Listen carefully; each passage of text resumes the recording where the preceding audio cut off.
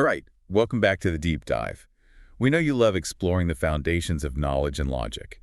Well, get ready, because today we're going deep into a system that really gets down to that bedrock, combinatory logic. Absolutely. For any philosopher out there who's really interested in, the core of logical systems, combinatory logic or CL, it offers this really elegant and powerful way of thinking about things. Elegant and powerful. Okay, I like where this is going. It might seem a little abstract at first, but trust me, it gets right to the heart of some big philosophical questions. Okay, so what are we talking about? Like, what kind of questions? We're going to be dealing with the nature of variables, functions, and how logic connects to computation itself. This is going to be fun. It will be. And to help us navigate all this, we're going to be using the Stanford Encyclopedia of Philosophy entry on combinatory logic. Okay, so our mission today, for everyone listening, is to really understand why a philosopher would even care about combinatory logic.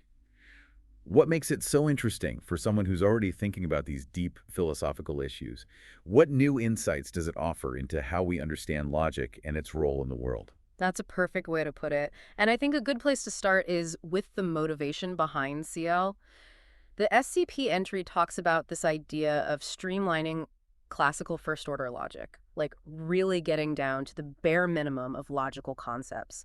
And they also bring up this whole problem of substitution. Okay, so why was substitution seen as a problem, especially for a philosopher thinking about the very foundations of logic? Right. Well, in standard first-order logic, we use these things called quantifiers, like all or some, which bind variables. And the trouble starts when we try to swap out a variable with something else that has its own free variables floating around. Uh-oh.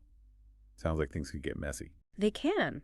If you're not super careful, those free variables can accidentally get bound to the quantifier, and that totally changes what the logical statement means. Imagine you have a general statement about, say, him, and then you decide to replace him with every person who reads this book. Okay, I'm following. You have to be very precise because you don't want the original context to suddenly apply to the book itself. It's all about maintaining the intended meaning. Makes sense. We have to be careful about the scope of our terms. Exactly. And the Asepi gives a great example of this. Everybody reads him in Russell versus everybody reads himself in Russell. Oh, yeah, those have totally different meanings. Right. That little change makes a big difference. Hmm. So how do we avoid this kind of confusion? Well, that's where Moses Schoenfinkel comes in. His ideas were pretty revolutionary for the time. Okay, let's hear it. He wanted to minimize the fundamental pieces we need to build logic. Kind of like how all of propositional logic can be built from just one connective, like NAND. Logical minimalism. I like it. It's like trying to find the fewest possible axioms to create a whole system of thought. Philosophers love that kind of thing. Exactly. And Schoenfinkel developed this single logical constant he called nextand, written as this symbol, mid-snanks. And get this, he showed that every single formula in first-order logic could, in theory, be rewritten using only this nextand operator. Wait, just one operator? For everything? Mm. That's wild. How can something so basic be reduced to a single operation? Well, it involves some pretty clever manipulation of logical equivalences. It's basically showing that things like negation and quantification can actually be defined using nextand. So it's like uncovering a deeper unity underlying all these seemingly separate logical operations. You got it, but hold on, there's more. I knew there had to be more. Nextand alone can't completely eliminate bound variables. Schoenfinkel also introduced another constant, which represents the idea of two classes being disjoint. Disjointness. Okay. For philosophers out there thinking about sets or categories, what would that mean? It means they don't overlap at all. So UPQ basically says that there's nothing that's both P and Q. Gotcha. So how do we take this idea of disjointness and actually start moving away from variables? That's where his other big invention comes in. Combinators. Combinators. Okay, this is starting to sound familiar. And the SE has this really neat example. Think about the sentence. For every natural number, there is a greater prime. Okay, classic mathematical statement. Right. Now, in regular logic, you'd write that with quantifiers and variables, like this. For all u exists, X and Y subset. It's a mouthful. I know, right? But Schoenfinkel showed that using nextand, this disjointness operator, and these combinators, you can transform that whole thing into a completely variable-free expression. No way. And what does that look like? It becomes UN, text and fellow, no more X and Y. It looks like some kind of code. Yeah. So the structure of the statement is captured entirely by how these operators and combinators are arranged. Precisely. The combinators are like pure functions that just rearrange and apply these predicates, like n for natural number for prime and g for greater than. So we're not just talking about the truth or falsity of statements. We're getting down to how those statements are built and how the concepts within them relate to each other. And that's what reveals this deeper logical form where even predicates themselves can be treated as arguments. So for a philosopher, the truly mind-blowing part is that Schoenfinkel is basically saying, hey, maybe logic doesn't need variables at its most fundamental level. That's a huge shift from how we usually think about it. It suggests a whole new level of logical structure. I completely agree. And while these variable-free expressions can get pretty long, like the SFP points out, in the age of computers, that's not a big deal. What really matters is the theoretical implication. Mhm. We can have a logical system without bound variables, and that's philosophically huge. It's kind of strange that we don't learn about Schoenfinkel's reduction as often as we learn about, say, Scheffer's stroke in those intro logic courses. Yeah, I've always thought that was interesting. The SCP suggests it might be because Schoenfinkel's approach is just more conceptually complex. Maybe because that initial next stand step wasn't emphasized enough. NAND is a pretty straightforward concept. Schoenfinkel's way involves more abstract transformations. Definitely. And it's important to remember that adding something like NAND to propositional logic doesn't actually change what we can express. It's just a different way of saying the same things. But introducing and the combinators into logic, well, that takes us beyond the realm of standard first-order logic. So these are not just abbreviations or shortcuts. They represent totally new kinds of logical objects. You got it. And for a philosopher who's concerned with the ontological commitments of different logical systems, that's a big deal. We have to ask ourselves, what kind of things are we talking about when we talk about logic? Exactly. The combinators aren't just fancy symbols, they embody a whole different way of thinking about functions and application, a way that doesn't need variables in the traditional sense. And this whole reduction process relies on this idea that any function with multiple arguments can actually be seen as a series of functions that each take a single argument. Which is known as currying. So it's not just a notational trick. It's a fundamental shift in how we conceive of logic's building blocks. Precisely. And the say assures us that this reduction process is a well-defined algorithm. It doesn't introduce any inconsistencies, but there's a caveat. Okay, there's always a caveat. What is it? If you were to just naively add these combinators to first-order logic with all its power, you could run into problems. Combinators have this self-referential capability that can lead to inconsistencies if you're not careful. I see. It's like we have to be careful about the kinds of self-reference we allow in our systems. Exactly. But rest assured, both pure first-order logic and pure combinatory logic, when considered on their own, are consistent systems. That's good to know. So we've talked about the motivation behind CL. Now let's get into the nitty-gritty. What exactly is combinatory logic as a formal system? What are its core elements? At its heart, CL is all about combinatory terms. The Secchi gives this nice recursive definition. Recursive. Okay, so it builds upon itself. Exactly. A term can be a variable, like the ones we use in algebra, or it can be a constant, which are our fundamental combinators. And finally, a term can also be the result of applying one term to another. Think of it like applying a function to an input in math. So application means we're taking one logical entity and using it to act on another. How do we write that out in CL? We simply write them next to each other. Mn means apply M to n. Simple enough. But here's the thing. Application in CL isn't automatically grouped in a specific way, like it might be in arithmetic. The order matters. Okay, that's important to keep in mind. Yeah, but we have a helpful convention. Unless there are parentheses telling us otherwise, we always assume things are grouped from left to right. So he's understood as... Exactly. And just like in regular logic, we can identify subterms, which are parts of a term, and free variables, which are variables not bound by any operator. Okay, that's all starting to sound familiar. So tell me more about these combinators. They seem to be the stars of the show. You could say that, and we've already met a couple of them. The legendary text FSK, along with text FI, text FB, text FC, text FB, and quite a few others. So what do these combinators actually do? How do they work on a functional level? Each combinator has a special rule that dictates how it rearranges and applies the terms it interacts with. Let's start with text XFA, the identity combinator. It's the simplest. It just returns whatever you give it. Text decay reduces to X. It's like a mirror. Doesn't change a thing. Then we have text decay, the cancellator. Cancellator. Sounds intense.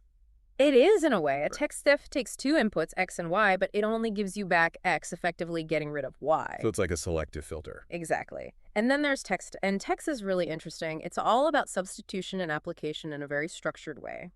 When you apply to x, it reduces to, Whoa, okay, that's a bit more complex. yeah, imagine x as a potential function, y as a potential argument, and z as something that modifies both. Text applies z to y, then applies the result. Along with z, it's a powerful way of manipulating functions. So these combinators are like these fundamental operations, these patterns of applying and transforming logical entities. Exactly. And we have others, like TextSFY, which duplicates things, which reorders things, and text handles composition. And then, of course, there's TextFY, the fixed point combinator. Ah, the fixed point combinator. That's the one that sounds like it deals with self-reference, right? That's the one. And it's a real mind bender, reduces to x. A function applied to itself. Philosophers can't resist self-reference, you know? Well, CL is full of it. And this fixed point idea is essential for defining recursion within the system. It's how we get computations to refer back to themselves without needing explicit variables for recursion. Now, to formalize how these combinators actually work, we have what's called the inequational calculus for CL, written as text CL triangle right. Okay, so this is where we get rigorous about it. Exactly. And it starts with basic axioms for text CLs. Axioms, so those are like the fundamental assumptions that we don't try to prove. Precisely. And then it has these rules to ensure that the way we reduce terms behaves consistently. Consistent so that the rules don't contradict themselves. Right. For example, if m can be reduced to n, then applying something to m should also reduce to applying it to n. So the reduction process maintains a kind of logical coherence. Exactly. And it's important that reduction is transitive, meaning that if m reduces to n and n reduces to p, then m must also reduce to p. Now, you mentioned text M being fundamental. The SESA-P says they form a combinatory base. What do you think the philosophical significance of that is? It seems to imply a kind of minimal foundation, like we can build everything else from just these two. Exactly. All those other combinators we've mentioned, like text FB, can actually be defined using just text FB. For example, text SFB is the same as text SFKSP, is the same as text FKS. So all these complex behaviors can ultimately be broken down into combinations of just two basic operations. Precisely. That's a very elegant and parsimonious way to build a system, something that would definitely appeal to a philosopher looking for those fundamental principles. So it's about finding the simplest possible building blocks for logical thought. You could say that. And the text-scale triangle right calculus formalizes this idea of reduction. It's basically the process of simplifying a combinatory term by applying those combinator rules. And any term that can be reduced by one of those rules is called a redex.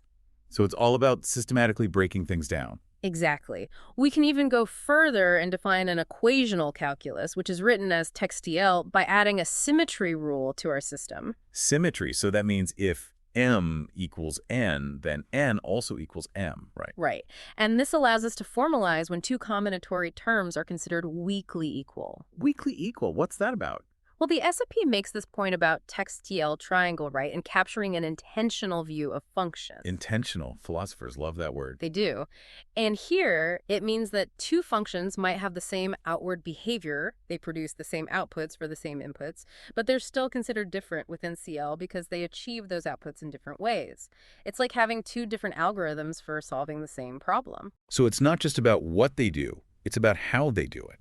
That resonates with philosophical debates about explanation and justification. You know, do we care about just the end result, or do we also care about the process? That's a great connection. And CL, in its basic form, respects those differences in the process of computation. So it's a more nuanced view of functions. Exactly. Now, the ASIP does point out that we could add a special extensionality rule if we wanted to focus solely on the input-output behavior. But standard CL is intentional. Okay, so we've got the terms, we've got the rules. What are some of the key properties of this system that a philosopher should really pay attention to? Well, there's the Church-Rosser theorem. It's actually two theorems that are equivalent, but they both have huge implications for how CL works. Church-Rosser, okay. Lay it on me. All right, so the first form says that if you can reduce a term, call it M, in two different ways, to say N and P, then there must be some other term, Q, that both N and P can further reduce to. So even if we take different paths, to simplify a term, there's always a common point we can reach. That's a great way to put it. And this is crucial for the consistency of the system. So it's predictable. It doesn't matter which path we choose, we'll end up at the same destination. Exactly. And the second form of the theorem, which again is equivalent, says that if two terms, n p, are considered equal in our equational calculus, then there must be some term that both n and p can be reduced to. Okay, so it's another way of saying that if two things are really equal, they'll ultimately lead to the same simplified form. Precisely. And what this all means is that if a term has a normal form, a term that can't be reduced any further, then that normal form is unique. Unique, so there's only one way to fully simplify a term. Right. It doesn't matter what order we apply those reduction rules. That final result will always be the same. That's a pretty strong statement about the deterministic nature of CL. It is, but there's a catch. Of course there is. What is it? Not all terms have a normal form. So some terms can't be simplified any further. Not quite. They can be reduced, but the process never ends. They just keep reducing forever. You got it. The SAP gives examples like texts, FCKI. These terms can lead to infinite reduction chains. So even though the system is deterministic, it's not necessarily guaranteed to terminate. That's an important point. For a philosopher thinking about concepts like termination and well-foundedness, that's a pretty big deal. It is. And we say that a term is weakly normalizing if it has at least one reduction sequence that leads to a normal form. So there's at least one path that gets us to a final simplified form. Right. But a term is strongly normalizing only if every possible reduction sequence leads to a normal form. So no matter what, the process always terminates. Exactly. And it's interesting that even though the most direct simplification might not always behave nicely, the CP says something about a diamond property, failing for single-step reduction. The overall reduction process still has this convergence property because of the Church-Rosser theorem. They mention this technique called simultaneous reduction of non-overlapping redexes. Simultaneous reduction. Okay, so we're reducing multiple parts of a term at the same time. Exactly.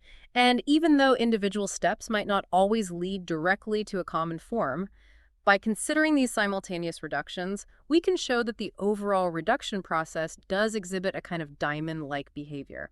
It all converges in the end. So it's like looking at the big picture instead of getting bogged down in the individual steps. Exactly. Now, we talked about consistency earlier. The Church-Rosser theorem is actually key to proving that CL is consistent. Consistent, meaning that we can't derive a contradiction within the system. We can't prove something and its opposite. Precisely. And the way this works is we can show that there are at least two distinct normal forms within CL. And what are they? Text S and themselves, they're both irreducible. Irreducible, meaning they can't be simplified any further. Right. So because of the Church-Rosser theorem, we know that no other term can be reduced to both and text S, because if it could, they would have to further reduce to a common term. Which is impossible, because we know they're both irreducible and distinct. So it's like they act as anchors, preventing the whole system from collapsing in on itself. That's a great analogy, and that's what guarantees consistency. Not all terms are equal within the system. We can't derive just anything. Okay, that makes sense. We talked about text FK being the foundation.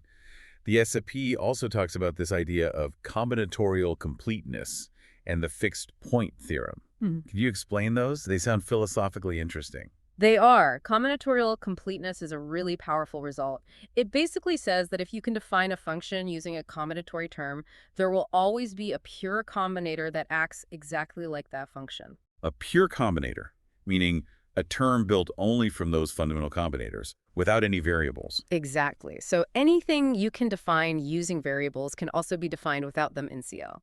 Which brings us right back to Schoenfinkel's original vision. A logic without variables. It's amazing that it can actually be done. It is.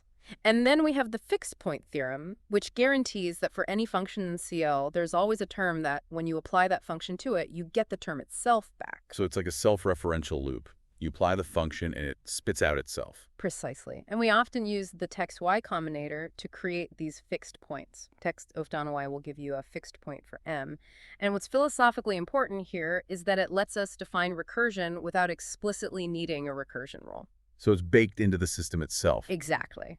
Now, the SEP mentions that proving combinatorial completeness usually involves showing how you can translate expressions with variables, like those from lambda calculus, into equivalent combinatory terms. And that process is called bracket abstraction. Bracket abstraction. Okay, I'll have to take their word for it on that one. But speaking of other systems, the SE also explores the connections between combinatory logic and various non-classical logics through what's called typed CL. What's that all about? Type CL is where things get really interesting. It's about connecting the world of computation with different ways of reasoning. Different ways of reasoning, so we're not just talking about classical logic anymore. Right, we're talking about systems that might challenge those classical assumptions. And the key idea here is types. Types like categories or kinds of things. Exactly. It's about defining the kinds of inputs and outputs that functions can have. In simple type theory, we start with basic types, and we build more complex types using the arrow symbol, which is written as right arrow. So A right arrow B means a function that takes something of type A and produces something of type B. Okay, so we're being very specific about what our functions can operate on. Precisely. And the question is, how do we assign these types to our combinators? Right, because combinators are functions too. Exactly. We have these things called type assignment systems, like one called text from TO, text from CL, where we create rules for assigning types to combinatory terms. So it's like a grammar for types. You could say that. For example, the identity combinator naturally has the type, all right RA. Because it takes anything and returns the same thing. Right. The text FK combinators have more complex type schemas, but they're equally precise. So every combinator has a type that describes its behavior. Exactly. And the SEPI mentions this distinction between Curry-style and church-style typing. What do you think is the key philosophical difference there? Well, I know that in Curry style, a term can have multiple types depending on the context, right? That's right. It's like the type is a property that a pre-existing term might have. Whereas in church style typing, each term has a specific type right from the start, like it's part of its definition. Exactly. And Curry-style typing has been particularly fruitful in exploring those deep connections between logic and computation. Which brings us to the famous Curry-Howard isomorphism. It's this mind-blowing idea that proofs in logic and programs in computer science are actually deeply connected. It really is, and CL plays a key role in this. The isomorphism shows this incredible parallel between theorems in intuitionistic logic and the types you can assign to combinatory terms built from texts FS. Intuitionistic logic, that's a logic that focuses more on construction, right? Instead of proving something can't be false, you actually have to show how to build it. Exactly. And it turns out that if you have a combinator with a certain type, you can actually see it as a computational representation of a proof of the corresponding logical implication in intuitionistic logic. It's like these two worlds, logic and computation, are speaking the same language. It's not just an analogy, it's a deep structural connection. Yeah. That has huge implications for how we think about reasoning and the power of computation. No doubt. And it goes beyond just intuitionistic logic. The SFP talks about how similar correspondences exist between certain parts of relevance logics, like R and T, and other combinatory bases. Relevance logics, those are the ones that emphasize the relevance of premises to conclusions, right? Exactly. And this suggests that CL isn't limited to classical logic. It can give us insights into a whole range of different logical systems. So it's a powerful tool for understanding logic in general. Absolutely. Now, the CP also touches on this question of whether we can always determine if a term can be typed, which is called typability, or if a type has a term that fits it, which is called inhabitation. Are those questions always decidable? What do you think? Well, I know that decidability is about whether there's an algorithm that can definitively answer a question. You're exactly right. And I have a feeling the answer isn't simple. You'd be right about that. Figuring out if a given combinatory term can be typed is often doable, but figuring out if a given type actually has a term that fits it, that's generally undecidable. So there are some types out there that might exist, Yeah. but we have no way of knowing if there's any term that actually belongs to them. That's the gist of it. And this is all tied to another undecidable problem. Figuring out if two combinatory terms are equal. And it reflects these deeper difficulties in solving decision problems for various logics, particularly implicational logics. Implicational logic, so logic that deals with if-then statements. Precisely. Now, the good news is that for certain combinatory bases that correspond to intuitionistic and relevance logics, inhabitation can be decidable. The SEP gives a few examples. So it depends on the specific system we're working with. Exactly. Now, there's also this idea of principal types, which are, in a way, the most general types that a term can have. And related to that, we have principal type schemas for combinators. So it's like finding the most general description of a combinator's behavior. You got it. The SEP presents another way of formulating our type assignment system, text from TICO, which includes this rule of substitution. Substitution, so we can swap out types for other types under certain conditions. Exactly.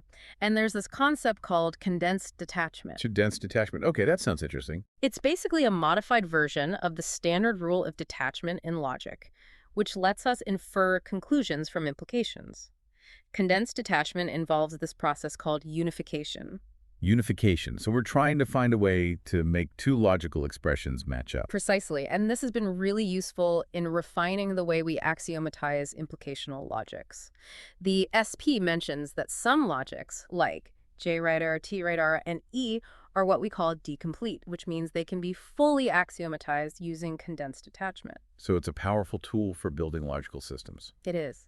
Now, we've been talking about these simply typed systems, but there are ways to extend them with more complex type constructors, like conjunction, which is like logical, and fusion, which is a way of combining types in a different way. So it's like we're expanding the language of types to capture more nuanced logical relationships. Exactly. Now, there's this really cool theorem by Tate. Tate's theorem. Okay, what does it say? It says that if a combinatory term can be typed using simple types, then it's guaranteed to strongly normalize. So if we can assign it a type, we know it will always reduce to a normal form. No infinite loops. Precisely. However, the converse isn't true. So there are some terms that strongly normalize, meaning they always terminate, but we can't assign them a simple type. Right. Like the combinator text cef lui, it always reduces to text bay, but we can't give it a simple type. And that's one of the motivations for introducing these things called intersection types. Intersection types. Sounds like we're combining types in a new way. We are. We use this symbol, LAN, which is like logical conjunction, and this special type, which is a universal type that every term belongs to. And the idea is to create a typing system where we can type more terms, including those that don't have simple types. So it's a more expressive system. Exactly. And what's really cool is that the structure of these intersection types has close connections to the basic relevance logic.